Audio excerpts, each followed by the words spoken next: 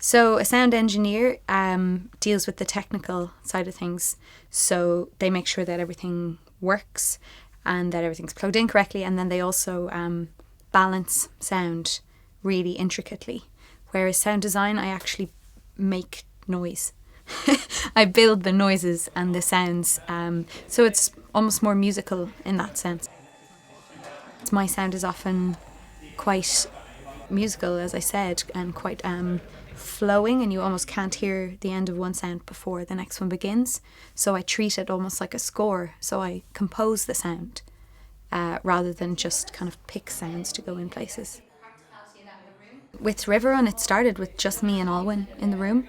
So Alwyn is the performer, and also it's her own adaptation of Finnegan's Wake. She's just so trusting and so confident in her own work and her own aesthetic that she can kind of say to me, right, here are my ideas, what do you think of these? And she's happy to hand it over because she's not afraid, I suppose. It's an amazing artistic bravery that I haven't seen in anybody else yet.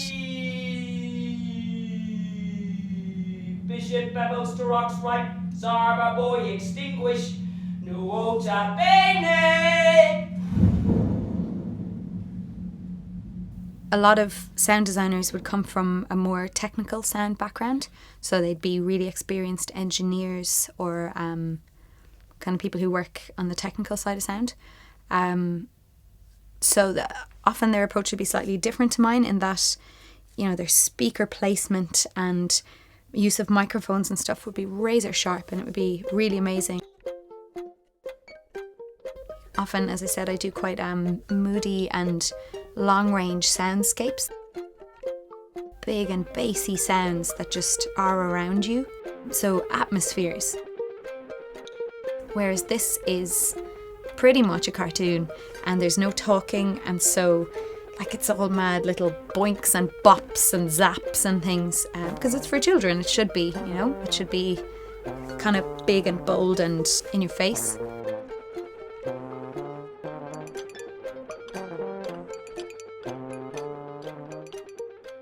While being cartoonish and while it's for a younger audience, that doesn't mean it should be less vigorous or less excellent.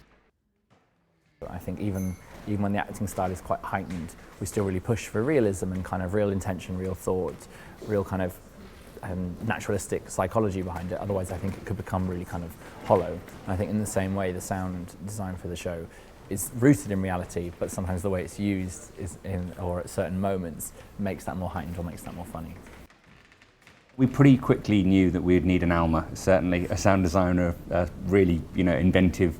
And Toby had already worked with Alma on, what was it now, Hansel and Gretel, and he was excited about her responsiveness in the room. And then that's something that's always really important to us when we're working, that people are prepared to rehearse with us, not come in and layer something on afterwards. But how about if we really set up these sort of slow-mo-y noise, could we have sort of sparkly, thought noise but without slowing down? Yes, I think, and what we could do there is even, I don't know if this is possible, are you able to change how loud it is even at that point? Mm-hmm. So that it's not changing what's playing, but even just a tiny down? Or, indeed, I could just play mine really loud. Yeah, let's try that. Just play the sparkly really loud. Let's try not going slow-mo. We had sort of, specific points where we thought sound would really, really lead the storytelling, and actually what's been an amazing learning experience for me is Alma's sort of going, well, actually, if he's doing that at that point, surely he should do that there, and you realise how integral it is to the point where the actors, when we're re-rehearsing it now, they're making their own sound effects because they're so used to it being there, and when Alma's busy working on something else, they start going bloop, bloop, and you're like, no, you don't do that because it's going to be there over the top of it. This is a launch pad, and rather than in QLab, when you cue something up, when you press spacebar, it just goes on to the next cue, which means that if you want to press something twice, you have to link it up twice and you have to have it in there twice to happen. Whereas this, every time you press it, you can do it again and again and again. So these are good for visual things, like if someone's pouring a cup of tea or suctioning something. You can kind of have it as long or as short as you want. I think having having the sound design in the room, if anything, brings a lot more clarity and a lot more focus.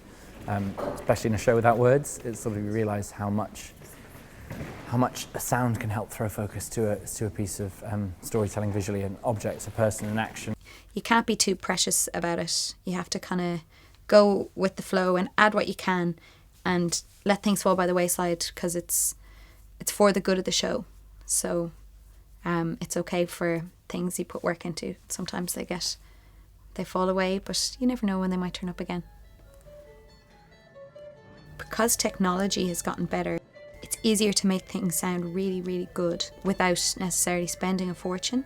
So I think even fringe people and young theatre makers are now, their ears are open a lot more to the need for sound. So people starting young are already thinking of it as a vital component.